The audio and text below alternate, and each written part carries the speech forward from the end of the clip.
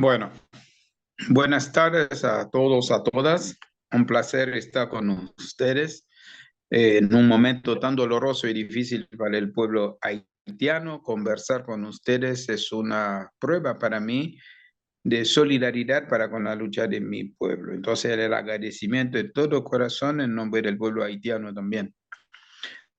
Ahora, lo que pasa, se trata de un tema poco conocido, tergiversado, mal difundido a veces y complejo y doloroso.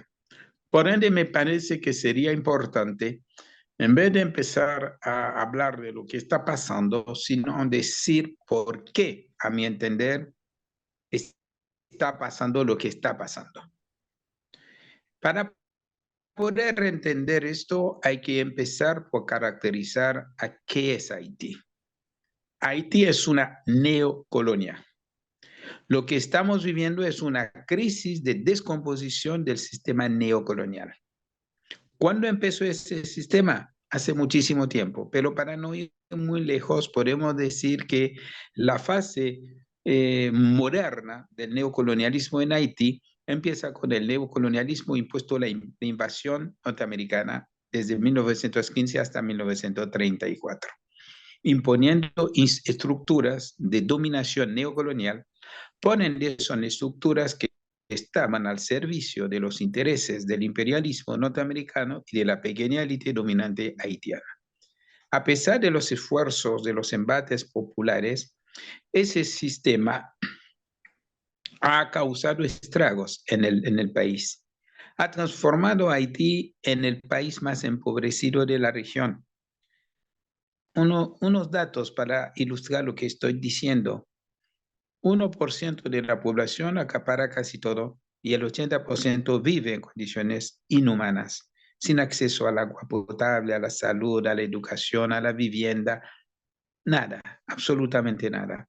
Y a partir de los años 80, prácticamente, ya por la aplicación de políticas neoliberales y por imposiciones de otra naturaleza, se ha destruido prácticamente todo lo que producía Haití en materia de alimentación.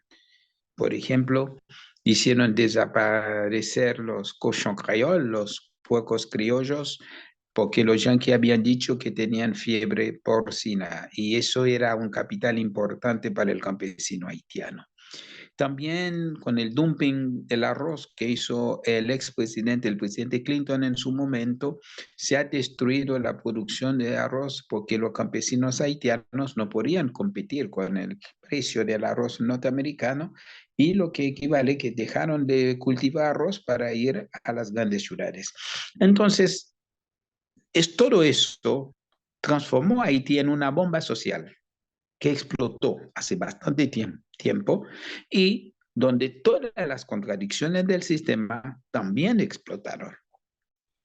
Ahora, ese sistema neocolonial, para poder mantenerse, recurrió siempre a dictaduras. La más tristemente célebre fue la dictadura de la familia Duvalier del 57 al 86, derribada por un movimiento popular importante en el año 86. También recurrieron a invasiones, intervenciones directas de ellos o utilizando fuerzas internacionales, la tristemente célebre MINUSTAH, que seguramente Mónica va a ampliar mucho sobre esto, la misión de las Naciones para la Estabilización de Haití, que estuvo en Haití desde 2004 hasta 2017 cometiendo todo tipo de barbaridades. Ahora bien, como no hay ejército en Haití desde 1995, para mantener a raya el pueblo, han creado bandas, pero las bandas paramilitares siempre existieron en nuestra historia, pero ahora de manera sistemática, porque los Totomacut, la milicia de Duvalier también tenía derecho de muerte sobre la vida, sobre las personas allá, y eran paramilitares también. Entonces ahora utilizaron esas llamadas pandillas paramilitares, digo yo, para ver cómo romper la espina dorsal del campo popular, impedir realmente el desarrollo de las fuerzas progresistas y impedir también la lucha por la recuperación de nuestra soberanía y de nuestro derecho a la autodeterminación.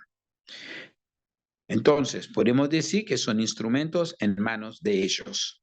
Al mismo tiempo, las bandas responden también a oligarcas haitianos. ¿Por qué? Porque ellos, algunos para proteger su negocio, compraron armas en los Estados Unidos, armaron a esos lúmpenes para defender su negocio y a atacar también a sus rivales. Y los rivales también hicieron lo mismo. Por esto también hubo y hay enfrentamientos entre distintos grupos paramilitares en Haití. Ahora bien, entonces, ¿por qué hacemos responsable al imperialismo fundamentalmente de esto? Porque sabemos muy bien que estas armas sofisticadas y sus municiones no son producidas en Haití. Haití no produce armas, provienen de los Estados Unidos. Y eso no lo digo yo, lo dice la ONU y lo dice el propio gobierno norteamericano. Y esas armas provienen de un tráfico entre Estados Unidos y Haití. Y sabemos muy bien que hay un embargo de armas sobre Haití. Hay un bloqueo contra Cuba, no llega ni una jeringa a Cuba. Sin embargo, llegan esas armas a Haití. Entonces, los haitianos son tan inteligentes que podemos burlarnos de los servicios de control del FBI, de los servicios de seguridad norteamericanos. Eso no es cierto. Esto es una farsa que tenemos que demistificar y demostrar realmente la complicidad de esto en esto. Entonces, el caos, el infierno que estamos viviendo en este momento es un caos planificado. ¿Con qué intención? Evidentemente para evitar un triunfo popular, evidentemente para evitar perder a Haití en el esquema que han trazado para Haití de productor de mano de obra súper barata, también en el plano geopolítico evitar un eje Cuba, Haití y Venezuela. Si se fijan en el mapa van a poder ver esto.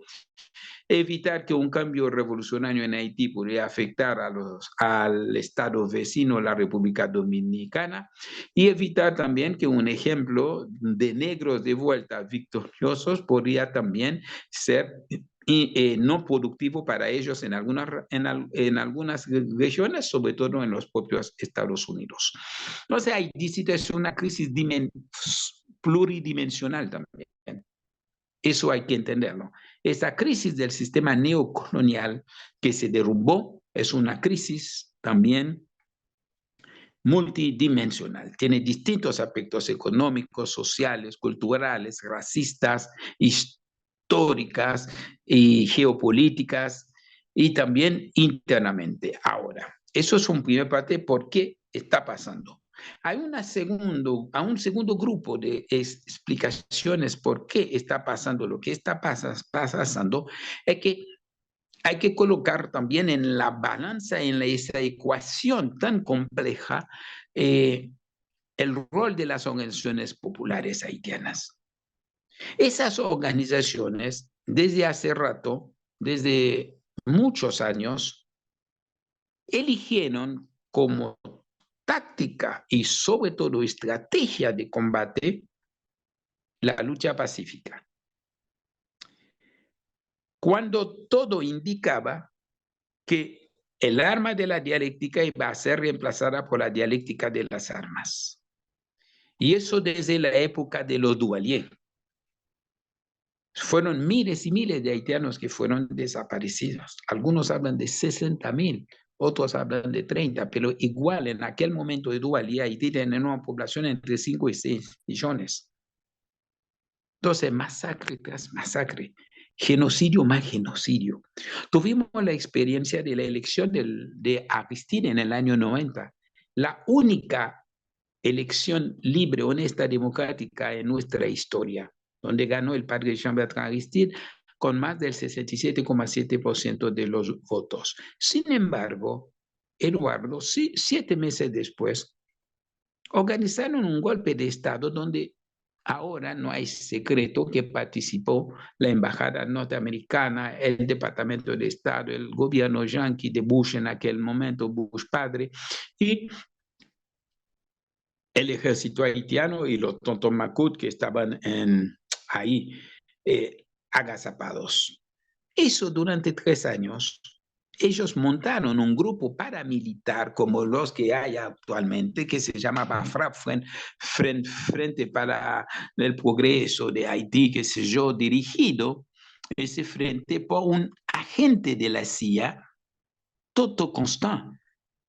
El FRAP asesinó a más o menos 5,000 partidarios de la balas de Aristide durante esos 3 años. Y con este medio, por este medio, doblegaron al presidente Aristide, que estaba en exilio en Washington, y por las debilidades y limitaciones ideológicas y políticas de Aristide y de su grupo también en aquel momento, aceptaron firmar una serie de estupideces neoliberales y aceptando firmar el envío de tropas norteamericanas en septiembre de 1994 para asegurar la retirada de los militares del poder, cuando los militares del poder dependían de Aristide, como ahora los yanquis necesitaban presión de la banda para sacar a Ariel Henry. Eso es una mentira grande.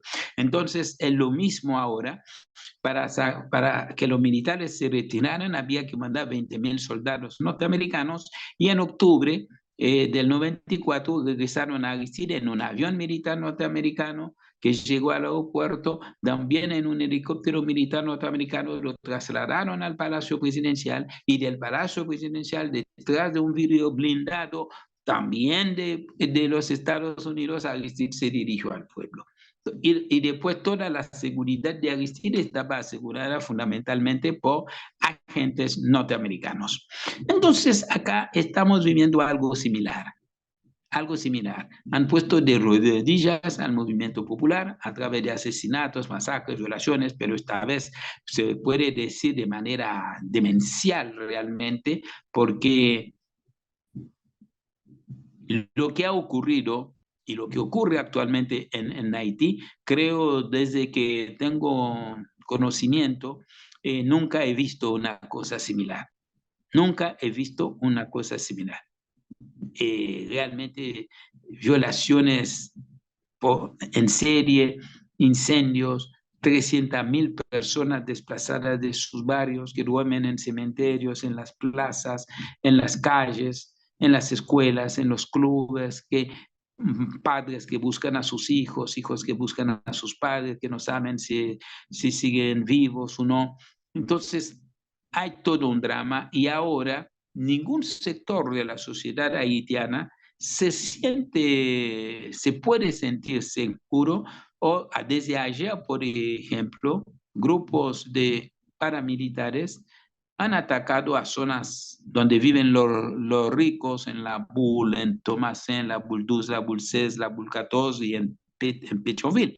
Mi hermana me dijo que esta mañana, cuando iba con su hija en el auto, veía cadáveres en las calles de Pétionville, no de Puerto Príncipe, de Pétionville, donde están los hoteles más caros, donde están las residencias de muchos embajadores, diplomáticos, etcétera, y gente que recién asesinada, según ella, porque veía que la sangre que corría era fresca, y matando a mansalva a la gente sin distinción. No es que dicen vamos a matar a Henry, vamos a matar a Eduardo, no, abrieron fuego y hay casas que fueron atacadas. Hubo resistencia también de parte de algunos de esas casas que tienen cuerpo de seguridad, que tienen su cuerpo de seguridad, hay enfrentamientos, la policía intervino también porque es una zona privilegiada, y entonces no es solamente en Puerto Príncipe, por eso yo decía recién, no hay ningún sector ahora que se puede sentir más o menos asegurado. Y otra cosa de la crisis que hay que ver ¿Cuál es el plan? ¿Cuál es el objetivo fundamental? Yo realmente creo no, por lo menos yo no puedo decir a ciencia cierta, los yanquis apuntan a tal cosa. Hasta pienso que pueden pensar en una división, una partición del país como ocurrió en Yugoslavia. O un exterminio de más haitianos, unificar la isla, no sé, sinceramente, no, porque no sabría interpretar realmente esa cosa demencial. Porque sabiendo muy bien, hay una noticia que salió que me hizo reír cuando Barbecue, el famoso, tristemente famoso asesino que se plantea como revolucionario, es para dar risa eso, revolucionario posando con un mural de Che Guevara atrás, atacó el aeropuerto internacional, aeropuerto que no tomó al final, creyendo que por eso Ariel Henry no llegó. No es cierto, Eduardo. Ariel Henry no llegó a Haití porque los yanquis no querían que Ariel llegara, que para ellos ya había terminado el rol del vasallo ese, del lacayo este.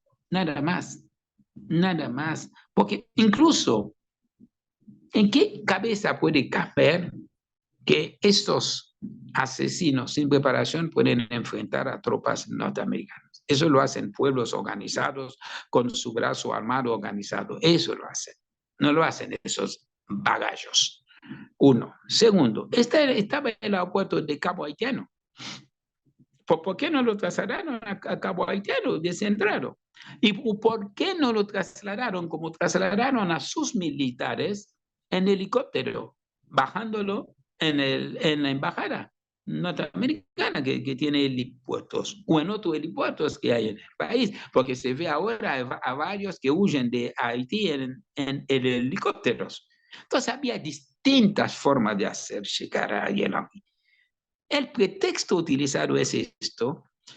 Han tirado a esos energúmenos, asesinos en las calles, para sembrar el terror y hacer creer, bueno, Ariel Henry no puede llegar. Otra farsa que me hizo reír, Ariel Henry va a una reunión de la CARICOM, de la reunión de la CARICOM va a Kenia, supuestamente, no supuestamente, para firmar un acuerdo entre el gobierno keniano y el gobierno haitiano, porque dicen que faltaba esto para poder efectuar realmente el despliegue de las fuerzas kenianas que iban a mandar la nueva fuerza multinacional. Resulta que Ariel Henry vuelve a Estados Unidos y toma un avión para Haití y se desata eso al aeropuerto y Ariel Henry no puede salir porque las líneas aéreas anularon sus vuelos. Ariel Henry toma un avión charter para ir y resulta que él toma este avión en New Jersey, en el estado cercano al estado de Nueva York. Que yo sepa, un avión, por más privado que sea, para salir de un territorio y llegar a otro territorio, tiene que tener permiso de salir y permiso de llegada y presentar su plan de vuelo. Todo. Eso es normal. Resulta que Ariel Henry sale de Estados Unidos, significa que no puede salir clandestinamente de Estados Unidos. Y antes de llegar al territorio dominicano, Dominicana ahora dice que no lo recibe. Entonces, estuvieron dando vuelta con él y terminó llegando a Puerto Rico. Cuando llega a Puerto Rico, lo recibe los servicios de seguridad norteamericanos y estuvo a cargo y está a cargo del FBI. Entonces, acá hay dos elementos. Descartamos que un tema de que no había acuerdo antes en el tema de vuelo, sino el avión no hubiese salido. Que sea durante el vuelo, los yanquis hablaron con República Dominicana para dar la orden de no dejar de decir esto, porque República Dominicana, el presidente Abinader no se iba a animar en ningún momento de decir no a los norteamericanos, eso es falso. Es decir, si los norteamericanos querían que Ariel Henry llegara a Santo Domingo, hubiese llegado a Santo Domingo, porque Abinader no es Fidel Castro, no es Hugo Chávez. Bueno, eso es una cosa. O la otra cosa es un plan preparado desde antes para poder dar más elementos dramáticos al asunto, más resonancia. Entonces, Ariel Henry, impedido de volver a Haití, entonces había que buscar cómo reemplazar a Ariel Henry. Entonces, ¿qué hacen? Ellos tenían su plan en la cabeza ya. Utilizan ahora la CARICOM, no la ONU tanto y la OEA, porque son organismos tan desprestigiados en el caso haitiano. Utilizan a la CARICOM para hacer pasar la verdadera intención norteamericana. ¿Cuál es? Proponer la formación de un consejo presidencial de 7 miembros y 2 observadores. Pero escuchen bien, esos 7 miembros, para poder estar en este consejo, tienen que firmar, no declarar, firmar un documento avalando el despliegue de la fuerza multinacional. En segundo lugar, tienen que firmar un documento diciendo que ellos van a respetar el resultado de las elecciones que van a organizar durante el mandato de este consejo, que según ellos duraría entre 18 y 24 meses. Entonces puede haber cualquier tipo de elección, pero vos no puede decir nada, tiene que aceptarlo. Obviamente, si eso no es injerencia, imposición, interferencia, no sé cómo llamar esto. Entonces, ahora estamos asistiendo, a partir de esas explicaciones, a una nueva forma de profundizar la colonización de Haití. Entonces, cambiaron de rieles. Es decir, sacaron el tren de unos rieles y pusieron ese mismo tren neocolonial sobre otros rieles. Apuntando a qué dirección, sinceramente no sabría contestar ya esto. Entonces, ¿cuáles son los desafíos para el campo popular? Creo que el desafío mayor es reconocer que nos hemos equivocado tácticamente y estratégicamente. No nos hemos preparado para ese escenario y ese escenario era previsible. Primer error. Segundo elemento, Haití sigue aislado. Salvo ahora que hay gobiernos que abiertamente se oponen a la intervención, ya Cuba lo ha dicho, Maduro lo ha dicho, y afortunadamente Xiomara Castro ha llamado hoy a una reunión urgente de la dirección de la CELAC para examinar y analizar la crisis haitiana y oponiéndose a una intervención militar en Haití. Vamos a ver qué va a salir. Inmediatamente hicimos llegar hoy una carta a ella, tanto a ella como a González y a Petro, que van a asistir, y por su condición de negra, también hicimos llegar esta carta, hicimos extensiva la carta a Francia Márquez, la vicepresidenta de Colombia, apoyando, diciendo lo que es esto. Ahora, ¿qué pasa? Al mismo tiempo, a un nuevo consejo, a otro consejo presidencial, uno presentado por Moïse Jean-Charles, el ex senador, que propone a 3 miembros, pero cuyo presidente es Guy Philippe. ¿Quién es Guy Philippe? Es un ex convicto, ex prisionero, senador electo, detenido en Estados Unidos y condenado por tráfico de drogas, y él aceptó los cargos, fue condenado a 9 años, estuvo 6, según los norteamericanos, se portó bien y lo mandaron a Haití en noviembre, sabiendo todo lo que iba a pasar. Obviamente es un agente de ellos. ¿Por qué digo agente de ellos? Él mismo reconoció que en el año 2003, cuando estaba estaba en República Dominicana, es el gobierno norteamericano que tomó contacto con él, que le dio armas, etcétera, para entrenar a algunos haitianos en un cuartel del ejército dominicano, cruzar la frontera, quemar comisarías, matar policías con el intento de derrocar al presidente Agustín en el año 2003-2004. Él mismo lo reconoció y lo dijo. Al mismo tiempo, en el año 2003, Guy Philippe dijo que su modelo, su ídolo, es el ex dictador chileno, asesino Augusto Pinochet. Ahora, este hombre que tiene ese palmarés, ese expediente tan de terror, se presenta como el liberador de Haití, que dice que va a luchar por liberar el pueblo haitiano de sus opresores. Es realmente el mundo al revés que estamos asistiendo. Y para colmo, ayer, la embajada, la ex embajadora norteamericana en Haití, Pamela White, dijo que habló personalmente en distintas oportunidades con Guy Philippe y los Estados Unidos tienen que reconocer que Guy Philippe es la opción y que tienen que sentarse a hablar con grupos de llamados bandidos. Entonces, ¿qué quiere decir esto? Pamela White es republicana. El tema Haití entró en la elección norteamericana. Un fracaso en Haití, los republicanos quieren hacer pagar ese fracaso a Biden. Entonces, al mismo tiempo, Biden ha apostado para el Consejo Electoral, el Consejo Presidencial de 7. Y los republicanos parece que respaldan al Consejo Presidencial de 3. Entonces, son dos versiones del imperialismo norteamericano. Por ende, es por eso llamo yo que han sacado el tren sobre unos rieles y le han puesto sobre otros rieles y en otra dirección. Y donde ahora, ¿qué pasa? ¿Qué lectura merece eso?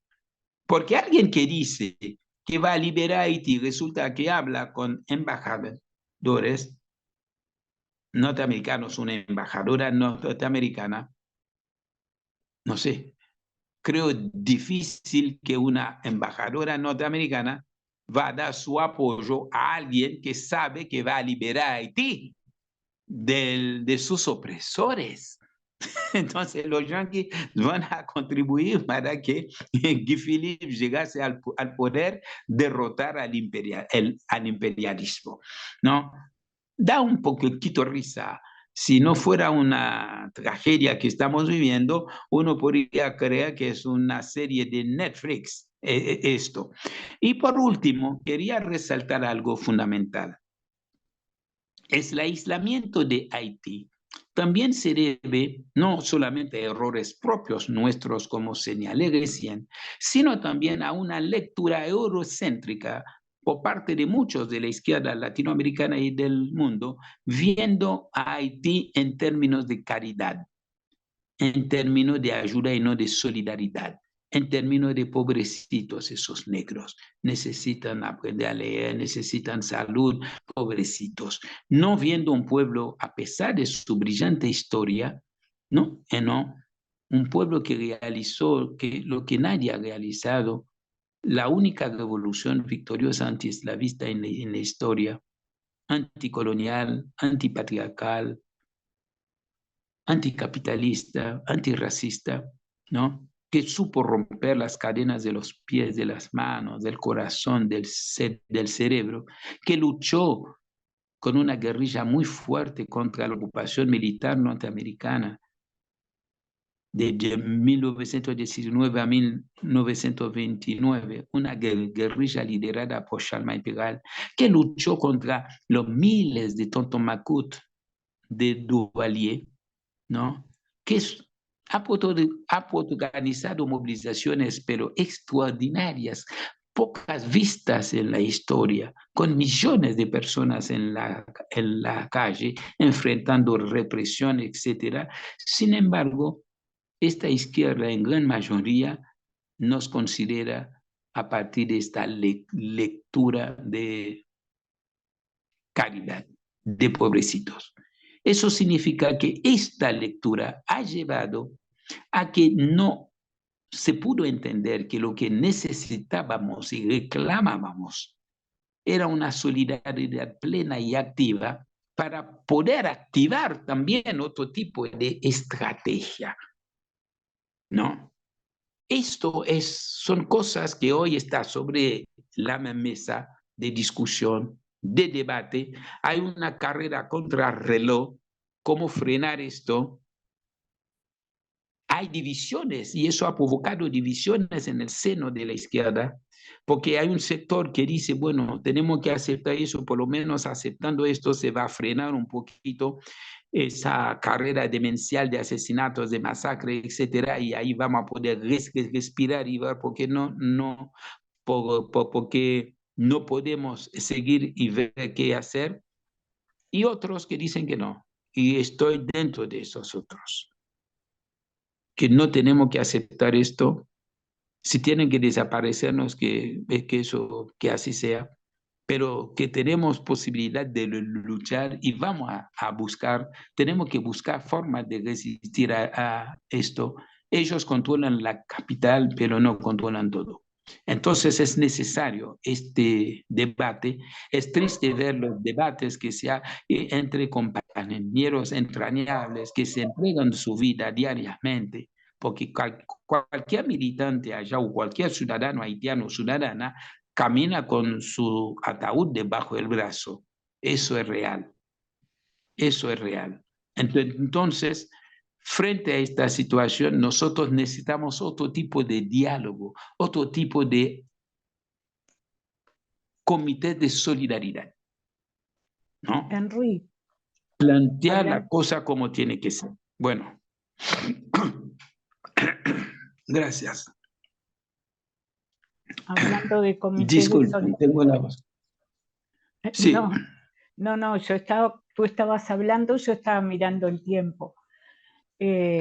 Hablando de comité de solidaridad, nada, me presento, soy Mónica Ruiz del Comité de Solidaridad de Haití en Uruguay, y bueno, ya habíamos previsto hablar un poco de lo que ha sido la MINUSTAH. Yo, en base a lo que ha hablado Enrique, quería hablar de dos paradigmas que me parecen importantes para partir del análisis de lo que está ocurriendo y de la visión, sobre todo, y de la comprensión o no comprensión que hay de lo que es Haití. Como dijo Enrique, Haití fue la colonia que enriqueció más a Francia. Esto hay que repetirlo y repetírselo y quedárselo pensando. Haití es un país extremadamente rico, lo fue y lo sigue siendo. Es un país el más saqueado y el más empobrecido de América. Dicen que del mundo, no lo sé. Porque hay, como él dijo, que era un país, estaba en un sistema de neocolonia que ha seguido siendo explotado a ese mismo nivel a lo largo de la historia, y que instrumentó un tipo de Estado que hoy algunos le llamarían fallido, pero que nosotros no consideramos que sea fallido porque es algo también pensado para resolver el problema de unos pocos nada más, de una élite. O sea, está excluido la mayoría de la población está excluida, ¿no? Y no recibe servicios de electricidad, de agua potable. La educación, por más que teóricamente es gratuita, en la práctica no lo es. O sea que los servicios básicos que hoy consideramos no están al alcance de la mayoría de la población. Me parece importante también decir que, bueno, que Haití sigue teniendo enormes riquezas de oro, que lo empezaron a explotar los españoles, lo explotaron los franceses, lo explotaron los norteamericanos, hoy lo explotan los canadienses, pero aún se descubrieron en el momento del terremoto muy ricos yacimientos de oro. Por ejemplo, en ese momento se le dio una concesión a un hermano de Hillary Clinton, para que tengamos idea esa relación carnal que hay también, digamos, con el imperialismo norteamericano que tomó el lugar de Francia, ¿no? A partir del momento en que se hizo cargo de la isla, de la deuda, de esa deuda que increíblemente Francia, al perder la guerra, Napoleón Bonaparte con los esclavos, con ese ejército de esclavizados que se liberaron en 1804, como venganza le cobraron una deuda para ser reconocidos, un chantaje. No, no es una deuda, le llamaron deuda, pero un chantaje porque estuvieron como 20 años aislados del mundo sin poder comerciar ni que nadie se acercara a una isla destruida por una guerra de 12 años, y entonces para que empezara a entrar en el sistema del mundo tenía que pagar de nuevo. Esa deuda es la que empieza a explicar ese empobrecimiento y ese saqueo multidimensional que ha tenido Haití desde aquel entonces. Y el otro paradigma que ilumina hasta ahora la situación es esa revolución a la que hizo alusión Henry, porque el legado de esa revolución es algo absolutamente vivo en el pueblo haitiano. Esto hace que el pueblo haitiano no es un pueblo sumiso, a pesar de todas las dificultades, las desgracias que ha tenido a lo largo de su historia. Es un pueblo sumamente rebelde, es orgulloso de su historia, de su cultura, de sus particularidades, ¿verdad? Entonces, eso tiene que ver con el hoy, porque en definitiva de lo que vamos a hablar es de que tanto la ocupación que nosotros vivimos como uruguayos, argentinos, brasileros, bolivianos, chilenos, todas esas nacionalidades, los ejércitos estuvieron en la MINUSTAH en Haití, tanto esa ocupación como la que va a ocurrir ahora y la que ya está ocurriendo, porque hay una ocupación por bandas paramilitares que fueron instrumentadas por el imperialismo y por la oligarquía como una forma alternativa de terrorismo de Estado en estos años para someter al pueblo. Entonces, lo que tenemos que colocar aquí en el centro es la rebeldía y el movimiento popular haitiano que a lo largo de estos años, y aún bajo la ocupación de la MINUSTAH, empezó a procesar un movimiento de masas poderosísimo, con una conciencia nacionalista y antiimperialista, que llegó a poner 1 millón, 2 millones, 3 millones de personas en la calle. Entonces, el imperialismo lo que está buscando en este momento, en donde además viene en declive su hegemonía y tiene que asegurarse de alguna manera el control de los recursos y la paz social en todos lados, y no solo control de los recursos, control geopolítico, control de los territorios, etcétera, etcétera, ¿no? Todo lo que sabemos. Necesita también en Haití, como está desembarcando en todos nuestros países, ha desembarcado en Perú, militarmente incluso, ¿no? Con el aval de los gobiernos, ahora parece que en Argentina, por la hidrovía del Paraná, en todos lados se está haciendo nido, o reforzando sus nidos, también necesita estabilizar a Haití.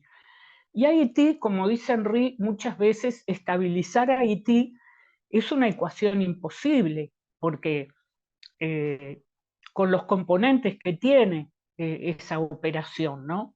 O sea, unas políticas neoliberales que han impuesto un país abierto a los negocios, un Estado mínimo que no protege al pueblo, la falta de trabajo, etcétera, un nivel de explotación superior, una economía destrozada, porque Estados Unidos, a través de sus ocupaciones y sus políticas posteriores, en los años 90,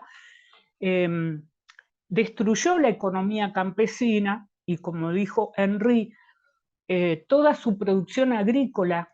Por ejemplo, Haití era exportador de arroz, hoy exporta casi todo lo que come de los propios Estados Unidos, incluyendo el arroz, pero esto fue una política deliberada que hasta Clinton lo dijo posteriormente, que se hizo la autocrítica que había sido un error, todo para favorecer a los, no sé cómo llamarles, si campesinos norteamericanos, que son los que hoy exportan el arroz, los porcinos, la carne porcina, que es la carne propia de la cultura y de la geografía haitiana, ¿no? De manera que esa pobreza que vemos y el hambre que han impuesto como arma de dominación también fue inducida y programada por Estados Unidos. Entonces es una ecuación muy difícil decir, bueno, tenemos a una población en estas condiciones de vida y al mismo tiempo queremos que sea una población que acepte estas reglas de vida, ¿verdad? Y que además, bueno, hay un movimiento democrático popular que se desarrolló como en el resto de América Latina también, que tiró abajo la dictadura de los Duvalier, que cayó en 1986, que hizo una nueva constitución en 1987, mucho más progresista que la que nosotros tenemos, y el pueblo haitiano sigue con esas normas, con esos paradigmas en la cabeza de participación y demás. Tenemos que ir arrimándonos al presente, entonces mencionar que el intento del 2004, en que nosotros nos prestamos, nuestros gobiernos progresistas, atenti al gol, nuestros gobiernos progresistas se prestaron para este operativo de ocupación de Haití, que duró 13 años, que se anunció que iba a durar 6 meses, pero duró 13 años, sirvió para llegar al hoy, para llegar a esta ocupación de paramilitares. ¿Para qué sirvió? Para interrumpir el proceso democrático popular que había tirado a la dictadura duvalierista, que había cambiado la constitución, una constitución más avanzada aún, y que que pensaba seguir de largo, ¿verdad? Entonces, hay el golpe de Estado, como dijo Henry, el único presidente electo en todo el siglo XX y el siglo XXI en Haití, que es Aristide, electo por enorme mayoría democráticamente. Hay un golpe de Estado el 29 de febrero del 2004 y 3 meses después llegan puntualmente las MINUSTA. Y en esos 17 años, vamos a decirlo rápidamente, ocurrieron primero 4 años de masacres protagonizados por el ejército brasilero, con el comandante, el general Heleno, que está hoy siendo acusado de golpe de Estado, y fue del elenco, mano derecha de Bolsonaro en Brasil durante todo su gobierno. Él estaba al frente de las tropas que masacraron a población civil durmiendo en sus ranchos en Cité Soleil. ¿A dónde apuntó la MINUSTA en su ocupación, en su represión y en sus matanzas donde la MINUSTA, y a dónde han apuntado las bandas paramilitares durante todo este tiempo de Jovenel Moïse y actualmente de Ariel Henry? A los barrios populares, a los barrios pobres, a los barrios rebeldes, allí de donde salían las grandes masas a manifestar cada vez que hicieron un aumento del combustible, cada vez que había un fraude electoral, ¿no? Cada vez que había una gran estafa al pueblo haitiano, como fue también el asunto del Petrocaribe, que fue una política que Chávez desarrolló hacia el pueblo haitiano de solidaridad, que le otorgó no solo petróleo, sino una serie de planes sociales para que pudiera dedicar una parte de ese dinero a planes sociales. Pues el pueblo haitiano, cuando se enteró, gracias a un senador que había en la época de Martelly, que que hizo una gran investigación minuciosa de a dónde habían ido a parar esos fondos y constató que las obras que figuraban hechas supuestamente con esos dineros no existían o estaban por la mitad, algunos habían sido apenas iniciados y otras no, nada, eso provocó un levantamiento popular, o sea, los grandes momentos de indignación popular, lo mismo que las alzas del combustible, llevaron a la gente a la calle y a ir, y a ir, y a ir, y a ir. Me recuerdo en el 2016, porque tenemos que decir, ¿por qué Estados Unidos, hay que preguntarse, está en este momento metiéndose otra vez en Haití y proponiendo estos consejos de gobierno tan extraños que al que no siga la cosa muy de cerca, es imposible de comprender, ¿no? Porque tiene a este movimiento de masas que empezó en el año 2016, por más que la MINUSTA todavía estaba ahí, y le pongo una fecha porque hay que ponerle una fecha, pero obviamente eso viene antes, pero 2016, 2017, 2018, 2019, con estas características, donde lo que la MINUSTA permitió instaurar, que fueron los fraudes electorales. En ese momento, y escuchen bien, la oligarquía haitiana y Estados Unidos crearon de abajo de la manga un nuevo partido de extrema derecha muy emparentado con lo que hoy podemos ver como Bolsonaro, como Trump, Milei, etcétera, con lazos muy cercanos en su discurso. Son una mafia aparte, ¿no? Esta gente son una mafia. Un nuevo partido que salió por primera vez a competir en la arena electoral en el 2010, plena MINUSTA. La MINUSTA se fue en 2017, ¿no? Martelly. Fueron los 3 gobiernos últimos que ha tenido Haití: Martelly, Jovenel Moïse, Ariel Henry.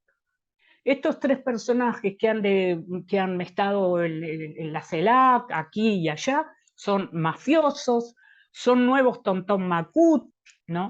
Son gente instrumentada por los Estados Unidos y por la oligarquía haitiana.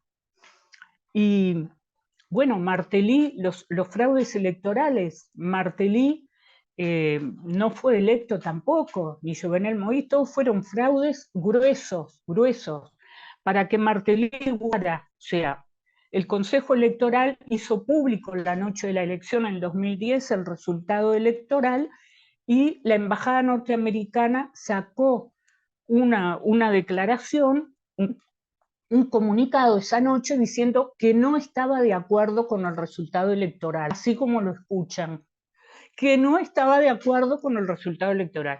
Vino la OEA de nuestro amigo Almagro, vino la señora Clinton y toda esa historia, y 3 meses estuvieron para terminar diciendo que en realidad Martelly figuraba entre los 2 primeros y al final terminó siendo electo presidente. Todo esto lo facilitó la MINUSTA, que también la utilizaron para los cambios de urnas, para lleve, treve, vacío una, lleno las otras, en las elecciones que se hicieron bajo sus mandatos.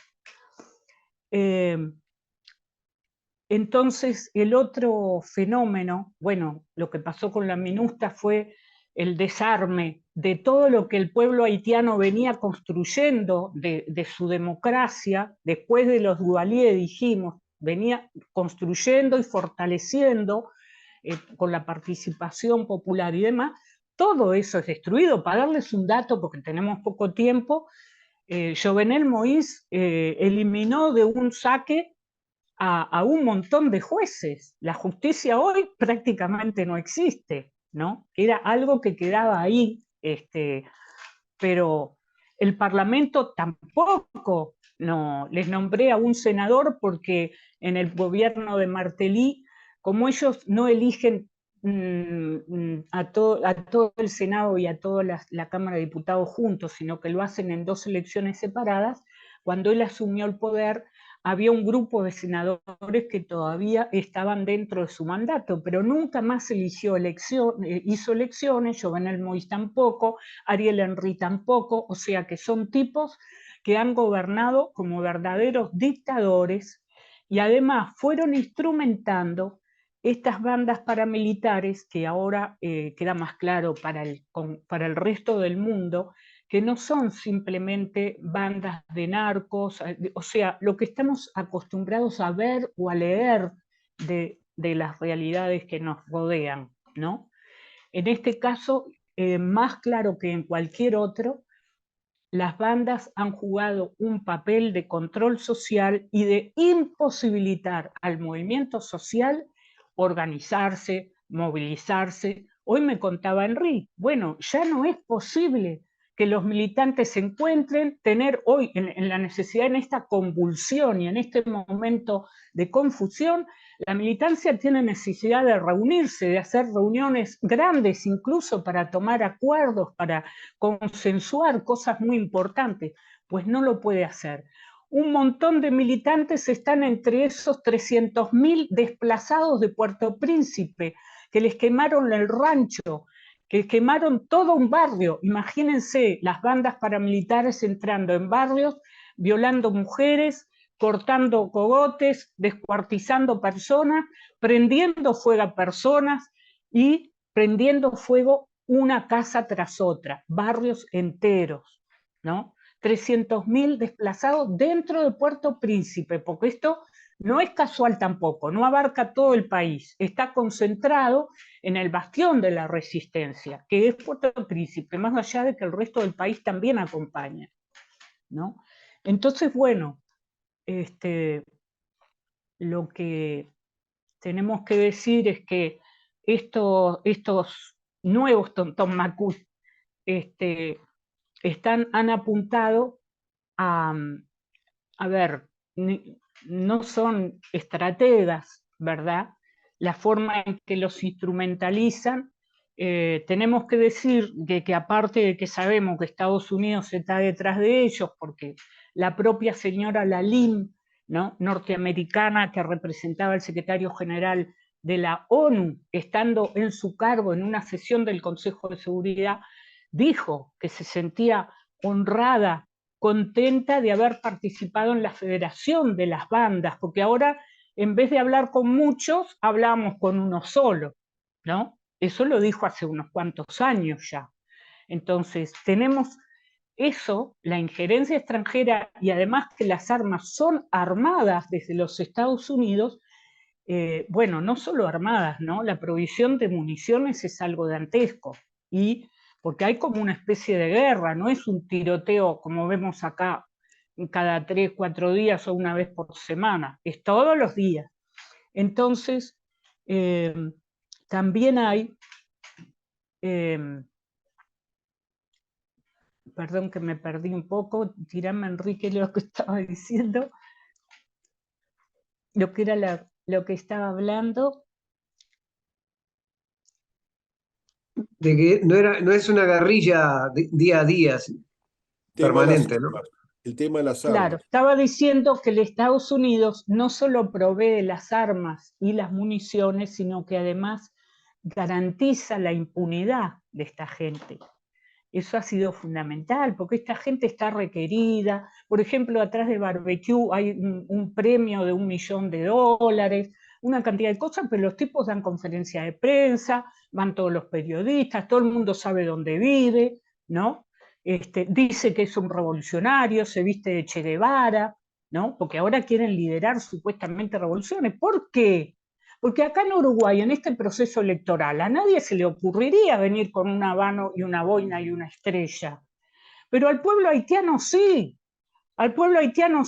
porque siguen teniendo un paradigma revolucionario y una cosa, ¿no?, de rebeldía, como decíamos hoy. Por eso hay que entender y encajar las piezas de este puzzle. Y resulta que los dos líderes de bandas más significativos que tienen alguna idea política o idea en general en la cabeza, ¿no?, pero que están instrumentalizados políticamente, son Jimmy Cherizier, que, como dije, se viste de revolucionario, pim pum pam, dice que quiere distribuir, que quiere hacer, que bueno, y tuvo algunos errores en el pasado, pero bueno, le achacan 8.300 muertes nada más. Pero bueno, fue un comisario de policía que lo echaron por una masacre. Pero bueno, está Jimmy Cherizier y el otro es Guy Philippe, ¿no? Que ya lo presentó Henry y dijo sus características, un tipo entrenado por la CIA y que fue golpista de Aristide. Y resulta que estas dos personas están en la fórmula de solución que los Estados Unidos, a través del CARICOM, como antes instrumentalizó a la izquierda del Mercosur o al progresismo, digamos, no le llamaría izquierda, al progresismo del Mercosur, lo instrumentalizó para que interviniera con esto, con la lástima, como dice Henry, ¿no? Ay, bueno, vamos a ayudar, porque acá siempre nos dicen eso, que van a ayudar, ¿no? Que hay un problema humanitario, vaya que hay un problema humanitario, claro que sí lo hay.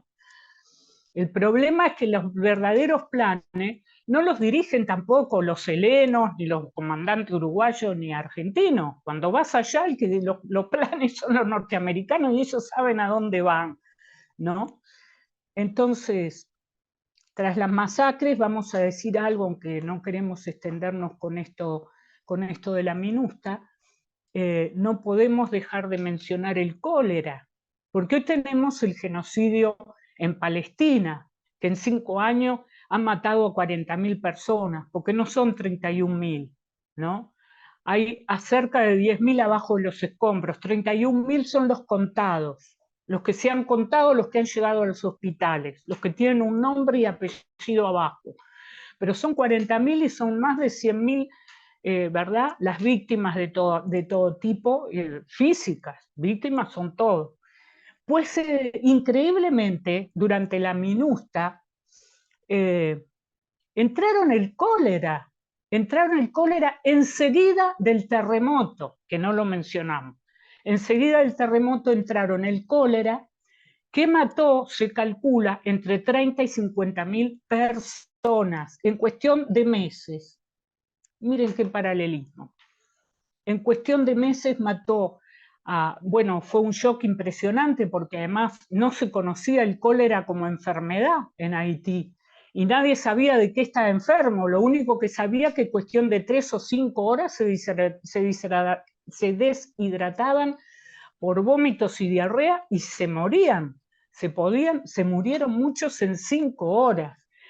La investigación de un investigador francés notable que es Renaud Piarou, tengo acá su libro, y otros libros que se han escrito al respecto, determina que la mayoría de la gente no llegó hasta los hospitales. Hay 10.000 en Haití que llegaron a los hospitales y están marcados. Pero él calcula, porque la mayoría estaban en el interior del país y no tuvieron posibilidad por la falta de caminos, de transporte, de rutas y además la rapidez del proceso de la enfermedad, no llegaron nunca a un hospital. Ese cólera, además, para concluir, la ONU lo ocultó. Mandaron los franceses a este epidemiólogo que se dedicó, después luego volvió y se quedó varios meses más para llegar a una conclusión y poder hacer la denuncia mundial que hoy está haciendo y desde hace tiempo, que ha hecho libros, conferencias y demás para explicar que la ONU no solo fue entrada por tropas de la ONU, concretamente de Nepal, que no cumplieron con los requisitos, con los protocolos, ni cuando salieron de Nepal, ni cuando entraron a Haití, ni en los campamentos en donde estaban, para terminar tirando sus heces al agua, al río donde la gente se baña, lava, cocina, toma, etc. Por eso fue tan rápida la extensión de la epidemia y tan grave, ¿no? Y el segundo punto es que la ONU, cuando este hombre, Piarou, muy brillante, dio relativamente rápido con el origen, con el lugar donde de donde se estaba expandiendo la epidemia, que era nada más ni nada menos que el campamento de la Nepal, de la MINUSTA, la ONU ocultó y le tiró pistas falsas de toda naturaleza a las investigaciones que este hombre está haciendo para retardar el conocimiento de lo que estaba ocurriendo y que por supuesto se pudieran tomar medidas para reducir los costos sociales que eso estaba teniendo. Bueno, los dejo con esa conclusión para que entiendan cuál es la actividad criminal de Estados Unidos y de los aliados, porque estaban todos ahí, todos vieron, todos escucharon, todos decidieron, y hasta ahora, ¿no? Decir que este escenario que estamos viendo de pistoleros que matan, que cuelgan, que todo lo que está ocurriendo, que es demencial, y del 29 de febrero para acá hicieron como un asalto al poder político en el sentido de que, porque hasta ahora asaltaban barrios nada más, como les conté, eran solamente barrios, solamente la gente, ¿no?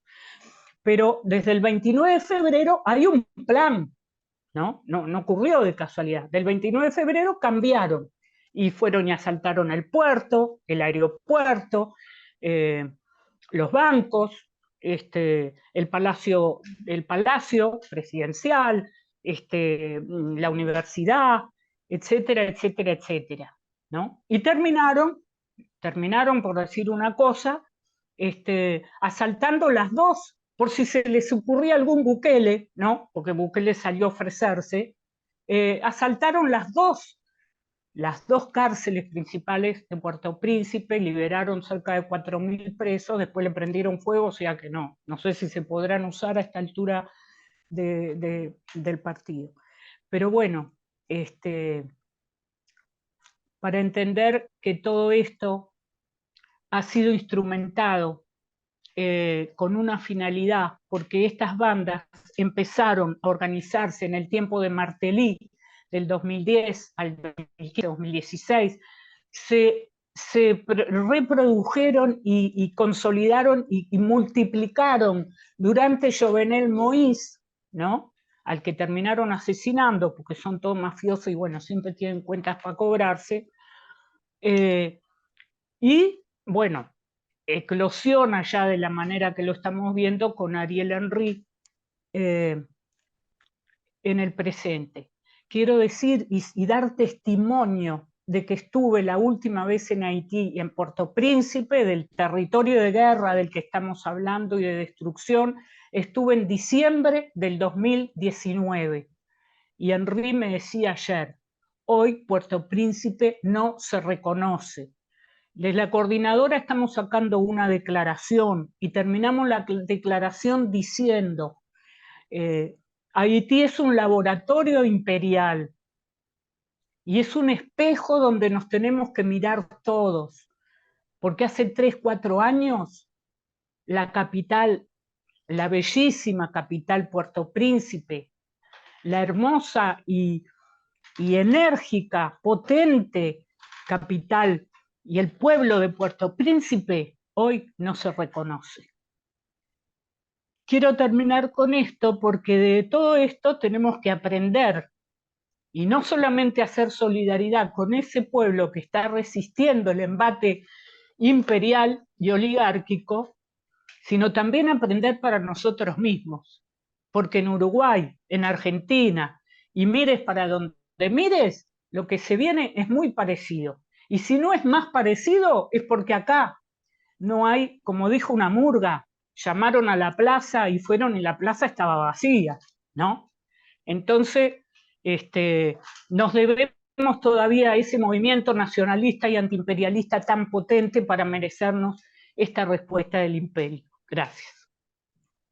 Bueno, muchísimas gracias, Henry, muchísimas gracias, Mónica.